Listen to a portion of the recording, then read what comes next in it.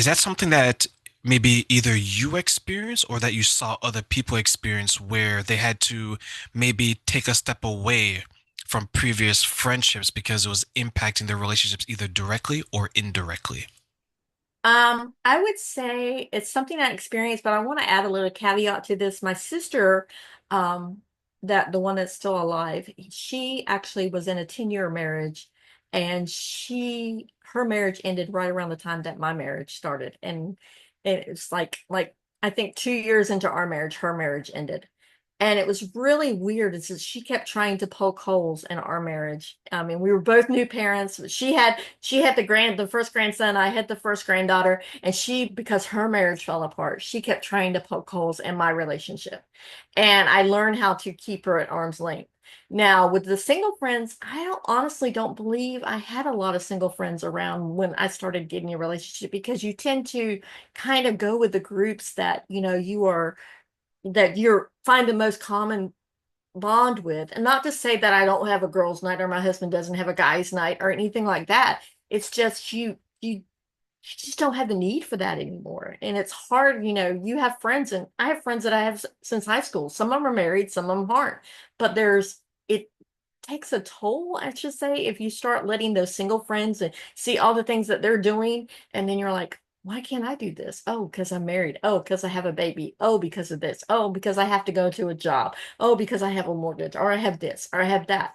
And once you realize that their life looks okay on the outside, but when they go home, they're alone.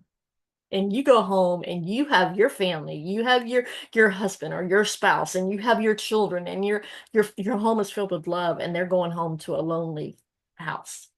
So it makes a difference. Yeah, I told someone the other day that The Golden Girls is just a TV show, it's not reality, right? Yep. As much as I love The Golden Girls, Me right? too. It's just that is not the normal way things are supposed to be because we are so socially designed Hmm. that we are to be around people. And sometimes I wonder then, and I'll get your input on it, could it be that maybe sometimes people realize they're not able to make a relationship work? So they try to hold on to other people and maybe either consciously or subconsciously try to impact negatively the relationship of other people just so they're not feeling alone even though they know that they are alone. Yep. I saw that with my sister. I saw it 100% with my sister, how she tried to negatively impact when her marriage was imploding mine. And, like I said, she had been married 10 years at that point. And she tried to, like, oh, first of all, she didn't like the fact that he was Hispanic. I mean, like, screw you. I mean, I don't care. It's who I love. We have a right to love whoever we want to love. And yet he's the one that stuck around. She's still not in a relationship. She's still not remarried.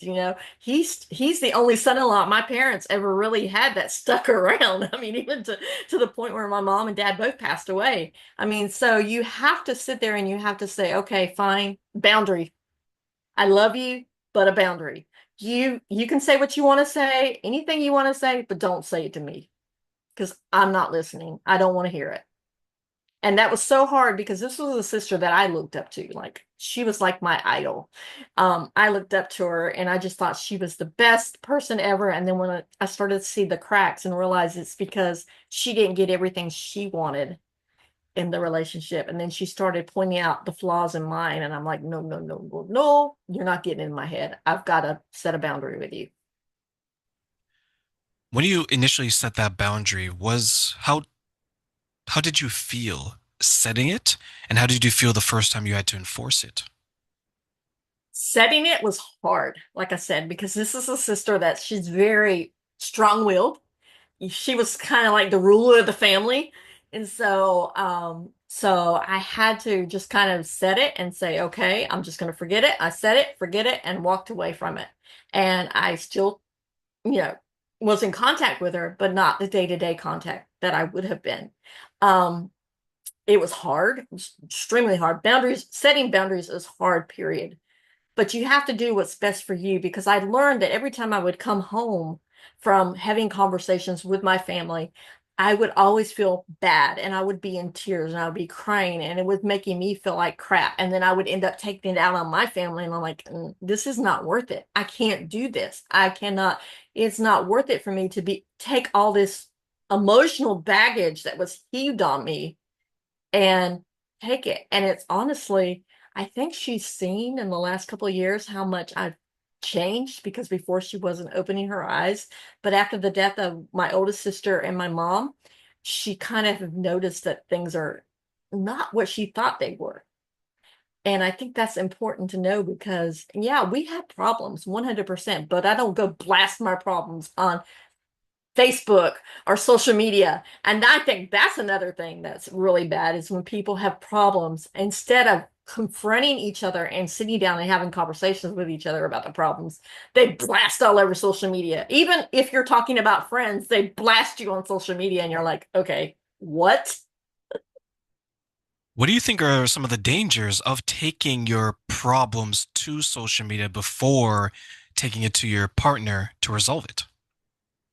Honestly, hard feelings, hurt feelings. I actually think it's detrimental to the relationship because people start getting the preconceived notion, like maybe let's say for instance, my husband and I had a fight and I go on social media and I vent about it. Well, people are going to have a different perception of him, a different perception. If they're his friends, they're going to have a different perception of me. And then they're going to like, well, maybe they're not all that they're supposed to be. And then they start getting into my head or his head. And then we start seeing the flaws and everything else.